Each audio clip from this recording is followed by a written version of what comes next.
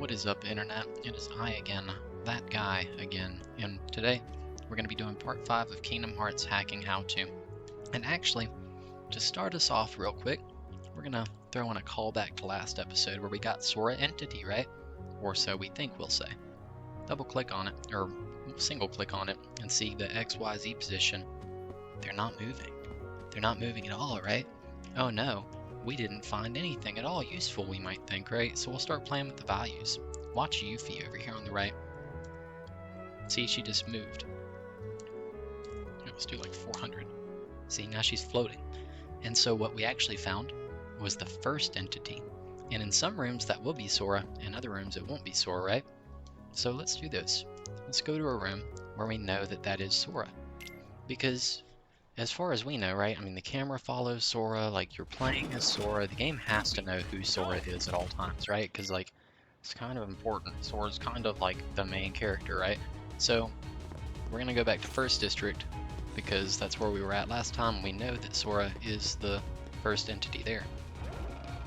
And then we're going to look for a pointer, a reference to Sora's entity, so that way we can mess with his shit whenever we want to, basically, without having to look for him manually in every single room. The game will just tell us. Oop. Do some epic parkour. Alright, cool. So we should be the first entity in this room. We can test that by getting in here, moving around. Huh. Weird. Weird. So I'm noticing something, right? Sora's not the first entity in this room. But what I do know is, last time, we locked scene ID to 2 before we went in there, and it worked, right? So it does make me wonder, if we lock it to 2 and we go in here. Interesting. So on scene ID 2 specifically, in this room, Sora's the first entity. So we just got really fucking lucky to find Sora that way last time, I guess. But hey, it works for me. Hacking is 90% luck. So yeah, that also tells us though that depending on the scene ID, right, the order of the entities might be different, which is kind of weird, but it makes sense. So we're gonna take the current memory address that refers to Sora's entity here, right? Click on that, Control G, there's the address, right? We just copy it, and then now we're gonna go search for an 8-byte value, looking for some good old hex, and we're looking for this, right? Do a first scan. We already forgot to, it's not gonna matter because it's such a specific search, but let's actually go back, change memory scan to only the process we want, just to make it a little easier on ourselves. There we go, found 12 values. So now, let's just go somewhere else. Let's just walk out of this room and hope that we unset the scene flag. See, this first one already changed to, like, I don't even know what this value is. Does this look similar to? Oh wait. So when you actually go here, right, like I clicked here and I did the browse this memory region, it took me to the CFFA, right? So what you can do, because this is just a pointer we're looking at, right? Press Control G and then just put square brackets around the address and it'll follow the pointer. And actually, so I wonder, let's try to walk around, let's see if this is right. Let's just move some stuff over so we can see it. Is this writing positional data? And interestingly enough, it seems like it's not. So maybe this first one is not the right pointer. It is weird though that it's just like, let me see what this XYZ is. Because this is like 1845X. Okay. Anyway, let's try this. So I see a lot of these 7CAOs, right? Let's browse this memory region, wherever it's at. Click on the thing, Control G. I usually just do Control X, left square bracket, Control V to paste, right square bracket, right? And then follow it. And now we have this area of memory, right? So we're gonna walk around, ton of shit pointing to this one. So this one, yeah, this one seems right. So what we'll do, now we know that this 13DO address, which we actually just added to our table, we know this references the Sora entity, right? It seems. So we'll take the address, delete it, because we don't need it there anymore. And we're actually going to double click Sora entity now, and we're going to change it to a pointer. And we're going to change the address. Actually, when you do pointer, sometimes it's better to just change the address first and then do pointer, but if you forget, it's bottom up, right? Because you can have nested pointers and stuff. So we're just going to put it there, Click OK. There we go. Now all this stuff is right.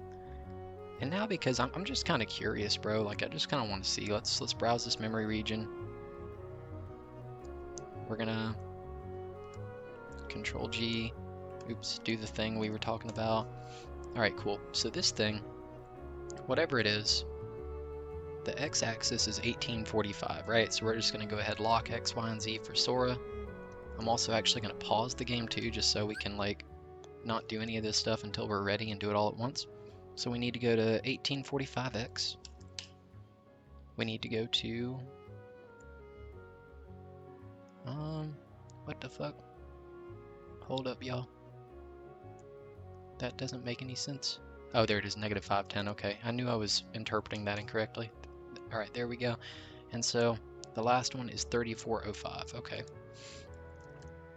So now we're gonna go back to our game, unpause. Where am I? What am I? Oh, it's the ladder. Kind of wobbly. I guess I can't climb it now. Okay, that's weird. So for some reason, I guess there's some kind of reference. Like this CFF8 references this specific ladder for some reason. I almost wonder why.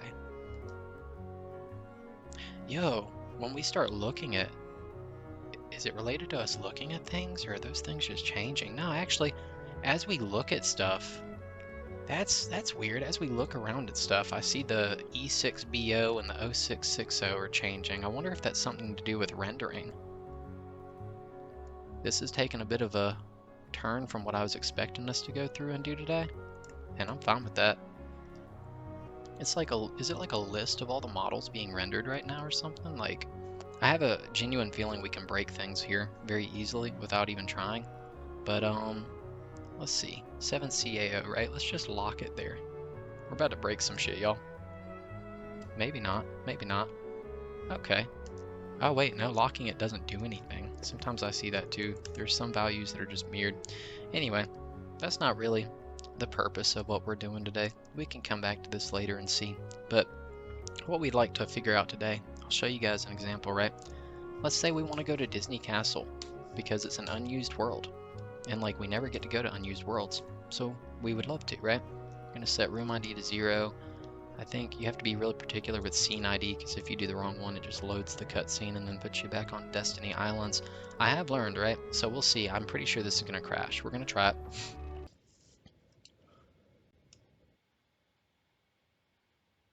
And yeah, it pretty much crashed, right?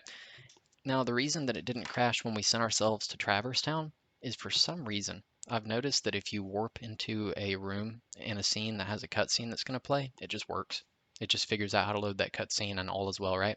But if there's not a cutscene and you just do it like that, something breaks. So I'm going to get the game back up and we're going to figure out how to reverse engineer and fix that, okay?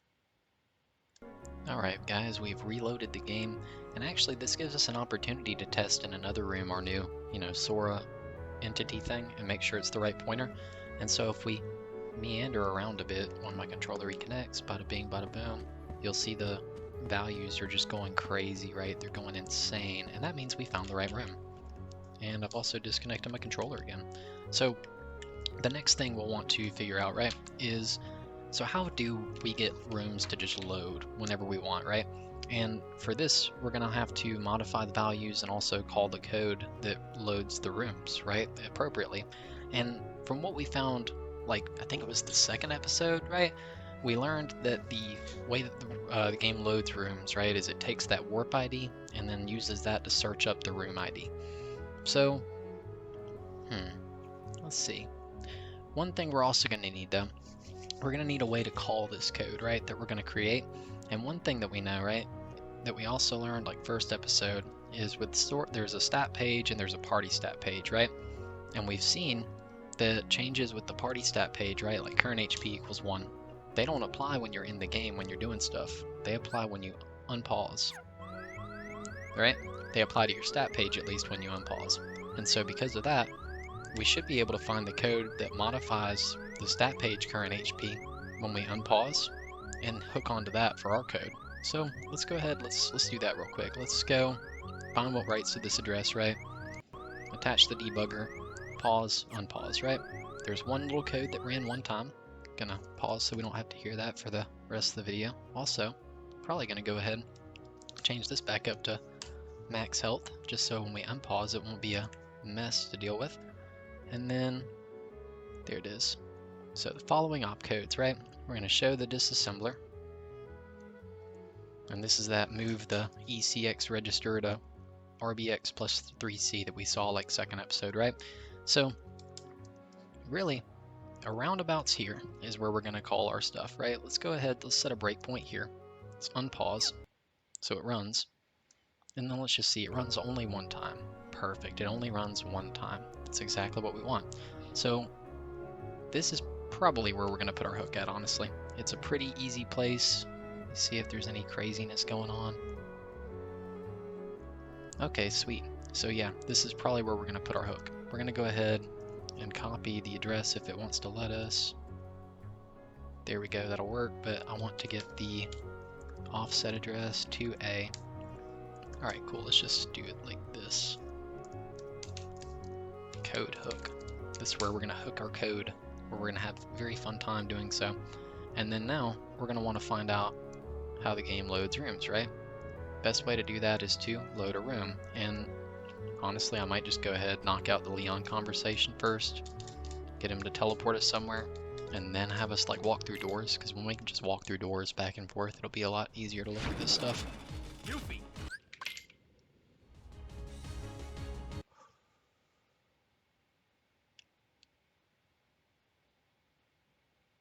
Oh, there's a breakpoint, I think, that we've hit.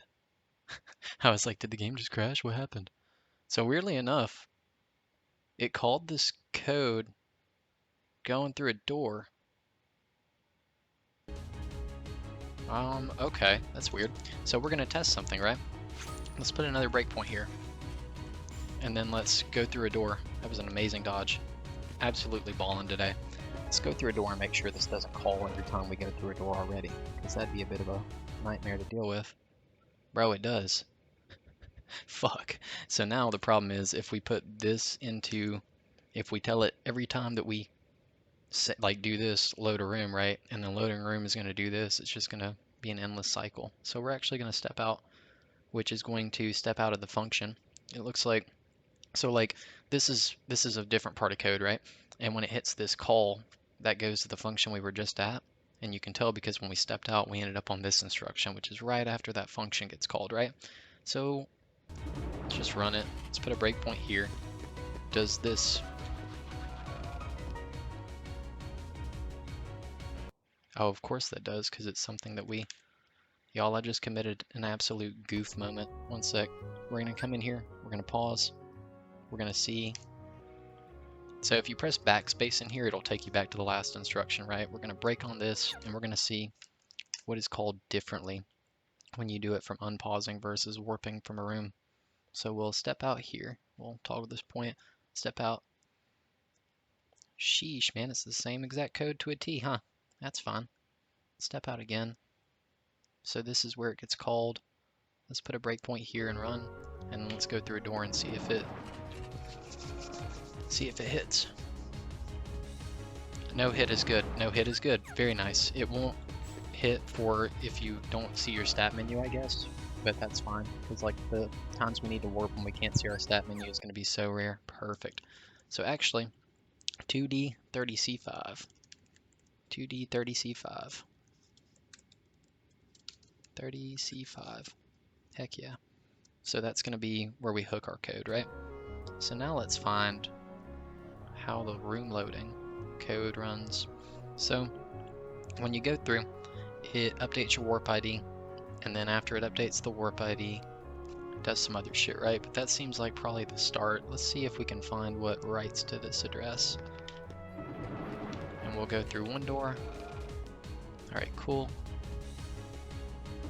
I have this weird feeling like I should try this twice, so I'm going to try this twice. No real rhyme or reason. Alright, same code both times. Very good. So we're going to pause, and we're going to look at this code now. Show disassembler. Okay, cool. So this is the start of the function, right? Right here. It moves some value at that E900 address into the register A, and then it moves ECX into, so here, let's just do this. Let's hit a breakpoint. Let's go through the thing. Second district time, baby. All right, so we're subtracting hex 28 from the stack register. That's just something we do at the beginning of a function. And then we move that value into racks. It's a pointer, so it probably lists some kind of index or something like that, or an array of stuff. Actually, I have a feeling this is like the warp index that has the table for all the warps in a room. Let me see. Yeah, that's exactly what this is. Because like, that's how you'll see too, right? So we go ahead, we move that into register A, right? And then it takes the value in register C, which in this case is 10. We're probably going to warp 10 if I had to guess. E908. Yeah, that's exactly because it moves this register into the D register as well, right? And then it moves that value into E908, which is currently our warp ID, so when this function gets called, it looks like it submits the warp ID that it needs to send you to the ECX register. And then from there, it actually takes, let me see what this E5C mess is. Is that the room ID or something? E5C3? That's the world ID. That's the world ID. Okay, cool. So then it's going to shift left, which is, we were looking at it that first episode. It's basically multiplying the number by 2 to the power of 6. And so that tells us that basically 2 to the power of 6 is the size of each entry in the warp table, right? So if we were to say, because I don't know decimal math as well, 2, oh fuck, I could just do it the same way they do it. Yeah, 2, we'll do an arithmetic shift, we'll do a left shift, 4, 6. So 80 hex or 128 decimal bytes, right? So like, if we drag this out to wherever 128 may lie, yeah, that's one warp entry right there, right? And then, yeah, so on and so forth. So like the first warp leads to room 0, I would assume, and then room 0 and so on and so forth. Eventually you'll hit like room 1 or room 2, and there's a lot of warps for each room, like save points and everything, so you'll see a lot of duplicates, but so nice, so nice. So we know a little bit more about what we're trying to do. Let's actually step out of this function and let's try something, right? We're going to put a breakpoint before we call the function to warp, and we're going to put one after. And then we're going to warp again with the intention of seeing something, right? So let's full screen this. These are all the registers, right? And there's a limited amount of registers. When you're regularly programming, you'll just start declaring variables left and right. You get damn near unlimited space for your values these days, but in a processor, you have a limited amount of registers, and they're reused for particular things. Basically, whenever you call code, you want to make sure that you're not leaving important registers with incorrect values because it'll cause crashes in later code, right? So we're going to look for what changes. We're going to hit run here, and then all of the red registers are the ones that have changed since this breakpoint to this breakpoint, right? So actually, we do know this. We know 17b450, we'll just type it here, 17b450 is going to be the function that we want to run. And we also know this, right? The A, C, D registers, right? The 8, 9, 10, and 11 registers all get messed up. Instruction pointer IP, that's always going to get messed up. That's the pointer to the current code that's actually executing. So that's pretty cool to know. A lot of spooky hacker stuff you can do with that one. But so we are going to need to preserve racks, RBX, RCX, oh wait, not RBX, oops, RCX, RDX, R8, R9, R10, R11. And it's actually really easy to do that. Sweet. So I think we actually know just about what we need to get this accomplished. So we're gonna unpause or unbreak, and then we're actually gonna pause. And then now what we're gonna do is we're gonna go back to where we're gonna hook our code at, right? Control G, just gonna type the thing out, Kingdom Hearts, final mix.exe. It's just the process name, .exe usually. And then there we go. So this is where we're going to start manipulating stuff at, right?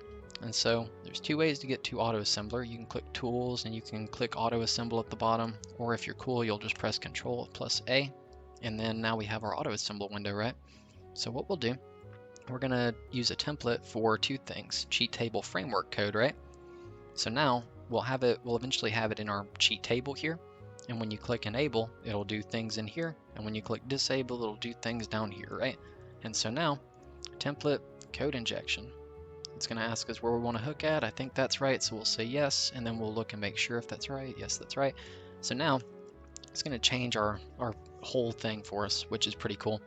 And here's what it's saying, right? So everything here runs when you turn on the cheat, everything here when you turn off the cheat, right? And so it's actually easiest. Let's show you what happens when you turn off the cheat first, right? Because we're going to actually deallocate or forget about new mem, right? Which is the new memory that we're using for our cheat. We're going to remove it from the game, right? When we turn the cheat off. And then we're also going to take basically these bytes, 88 or E8, F6, FB, FC, FF. We're going to put them back at the place we're hooking the code at, right? Here's the reason for that. Okay, I'm not even going to try to say it. I'm going dyslexic, but it's the same bytes.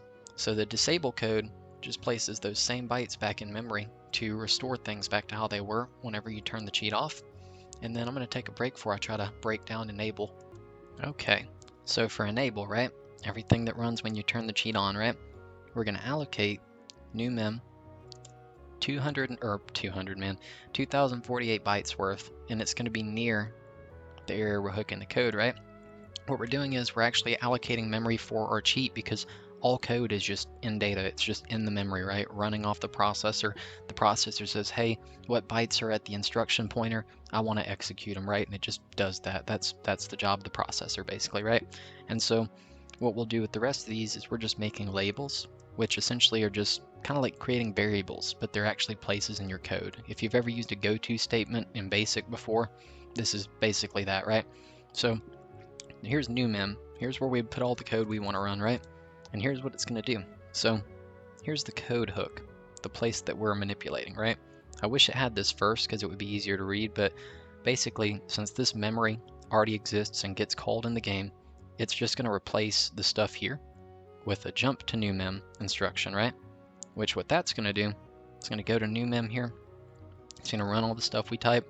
It's going to run original code, which is the original code that would have ran before we sabotaged the function. And then it's going to call exit, which simply jumps to return here, which is simply right after we jump to the new memory instruction. So nothing too crazy, in fact.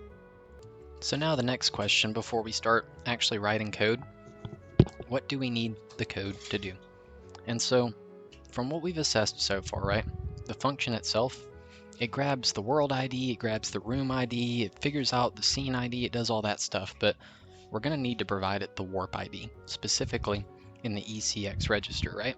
Additionally, we're also going to want to preserve these registers, and I like to do that first, right? So the code for that, let me actually, do it like this so I can see it. So the code for that's pretty easy. We're just going to say, first we're going to say push RAX, push RCX, just push all of them to the stack. Just go crazy, push everything to the stack. Because as long as we forget to, or as long as we don't forget to take it off the stack, everything should be okay, right? And you're going to want to do it in reverse order.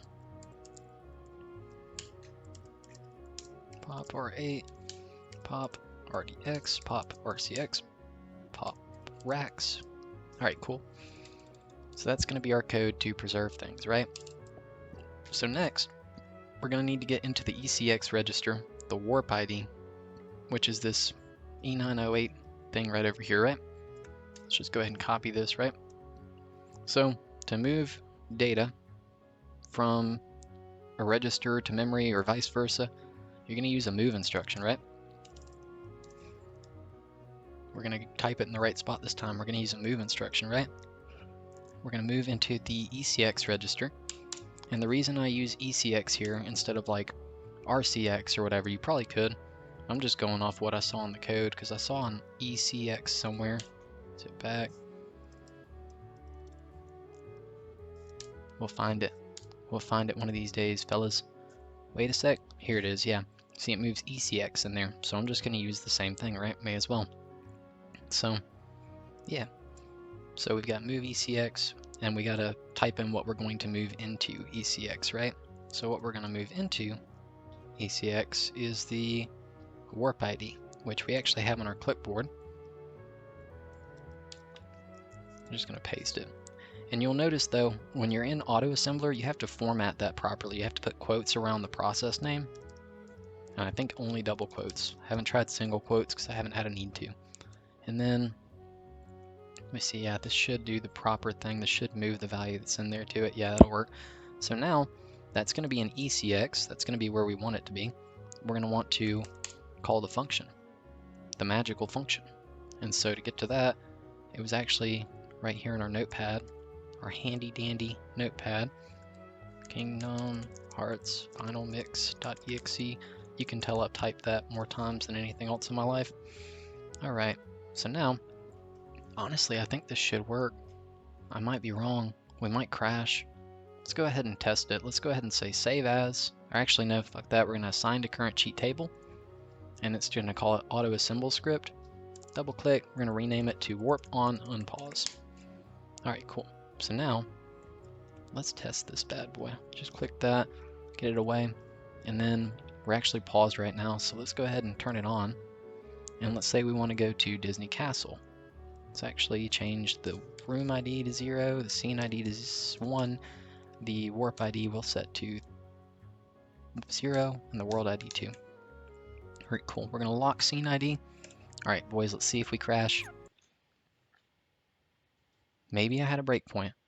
Maybe I had a breakpoint. Maybe it's not a crash. Maybe it's a breakpoint. Oh, it's not a breakpoint. Oh no. Oh no. Okay. Well guys, we're gonna pull that back up and see what happened. Alright, we're back in the game. Everything's back connected, I think. Yeah, looks like it. Let's actually go to memory view here. And so this is the part that actually gets called, if I remember correctly. So we're gonna actually do this. We're gonna turn on our cheat. And actually, let's see something here. If we go back a few, maybe we'll get lucky and just find what we're looking for. Oh yeah, oh yeah, oh wait. No, I don't know what the fuck that is. Alright, so let's do this. Let's actually go, because we got our address right here, I forgot. We can just say Kingdom Hearts Final Mix.exe plus that, right? There we go. So here's our code. We hit this and it does things, right? So let's see. Let's pause, unpause. We're not even going to change any values. We're just going to do the thing. Step into. Alright. So here's where we are. Here's where we are. Did I do all these in the right order is one of the questions that I have running through my mind right now, but it looks like it. Okay. Oh. Oh. That's the problem. That's the problem right there. And I know what's wrong with it too. I had a feeling I was doing something wrong, but it's okay. It's okay. So let's do this, right? We're going to go and we're going to left click on this. We're going to say change script, right? Because what it's doing is it's not taking that memory address and putting the value at the memory address into ECX, right? Which would be the warp ID. It's putting the memory address in there. It's trying to say the memory address is the warp ID. So we're going to go just Control X this whole deal, put it in square brackets. Save. Well, you don't have to save. Just click OK. That's all good. But it's not going to automatically update it here. So we're just gonna do some crazy shit. We're just gonna type in 30. Well, let's see. Let's actually type in like 0 or something, because that way we don't have to convert. And it might still break, it might not. No way, dude. Everything else worked. That was the only problem. So now I'm just gonna delete and re-add the cheat, because now, yeah, now it shows the right stuff. So now, oh boy, we've done it, folks. We're gonna lock scene ID to 2 or something. We're gonna go to room ID 0, warp ID 0, world ID, oop, not 1. I meant 2. 2. Alright, so now, pause, unpause. Oh, it hit that breakpoint, I think. I hope. Yeah, boy. Alright, we're gonna unpause. Fuck, it still crashed. No, it didn't. It didn't. We made a warp cheat, fellas. We made a warp cheat. And now we can fuck with these guys, who we can't do anything with. And you'll notice though, if we jump around, can't actually go through this door. It was different in the PS2 days, but we're able now to go to warp ID 1 instead, right? Pause, unpause, bada bing, bada boom, warp ID 1. We want to go to warp ID 2. There we go, warp ID 2, which is actually right outside of here, right? It really does make you wonder, like, why do they even have any warps at all in here? Oh goodness, why does that door work? That door works both ways, bro. There's no reason for that door to work. And actually, I will say, I've seen before where exiting that door causes crashes. And so it honestly makes me wonder if they fixed that bug in a recent update, which they would have no reason to. But oh well, let's go see warp ID 4. Later on, I'll show you guys a way to actually, we're going to have to reverse engineer how warp structures work, but I'll show you guys how to make a code that allows you to just use room ID instead, which is a lot more versatile.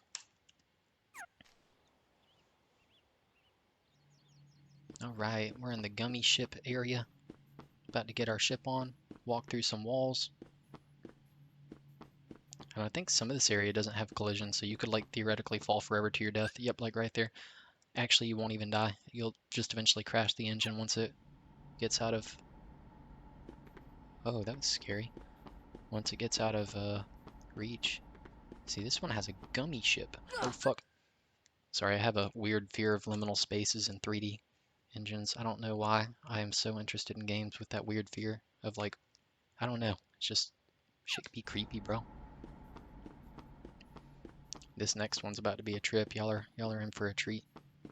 So yeah, a lot of these are just places where cutscenes happen. There's actually a wall in the center, so you can't jump off. Let's go to the next one. I think the next one is the cool one. Oh. Man. It's like Destiny Islands if Kingdom Hearts followed the thing RPG games do, where it's like always a foresty area for the first world.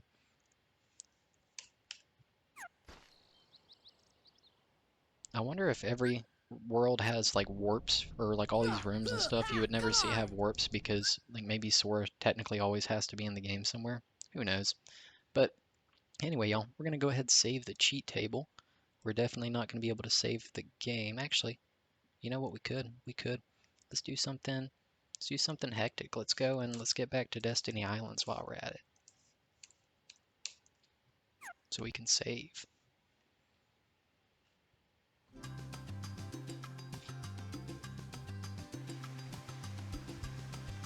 Alright, cool. Let's disable our warp on unpause cheat. Go save.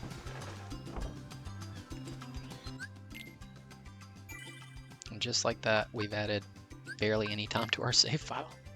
But anyway, guys, yeah, I'll figure out what I want to do next episode. We'll see. But I appreciate y'all's time and hope y'all are having a good day, okay? See you soon.